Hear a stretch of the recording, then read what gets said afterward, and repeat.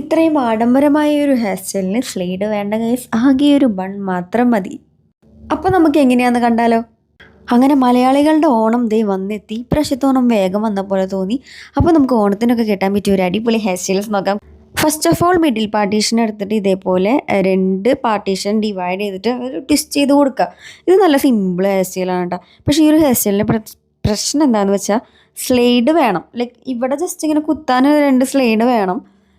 കാരണം നിൽക്കണമല്ലോ, അല്ലെങ്കിൽ ഒരാൾ പിടിച്ച് തന്നാൽ മതി. ഹെൽപ്പിന് ആരെങ്കിലും ഉണ്ടെങ്കിൽ നമുക്ക് സ്ലൈഡിൻ്റെ ആവശ്യമില്ല. അപ്പോൾ ഇതേ അതേപോലെ തന്നെ ഇങ്ങനെ ട്വിസ്റ്റ് ചെയ്തിട്ട് ഇപ്പുറത്തെ സൈഡിൽ നിന്നും അങ്ങനെ ചെയ്ത് കൊടുക്കാം. എന്നിട്ട് ഞാൻ ഉള്ളിൽ കൂടിയാണ് എടുത്തിടുന്നത് കേട്ടോ. അപ്പോൾ ഇതേ നമ്മുടെ ഹെയർ സ്റ്റൈൽ സെറ്റായി. ഇനി നമുക്ക് ഇങ്ങനെ വേണമെങ്കിൽ ഇങ്ങനെ കെട്ടിയിട്ട് പോവാം. സിമ്പിൾ ഹെയർ സ്റ്റൈലായി. നമുക്കിനി ഇങ്ങനെ കെട്ടണ്ട, നമുക്ക് കുറച്ച് ആഡംബരം വേണ്ടേ?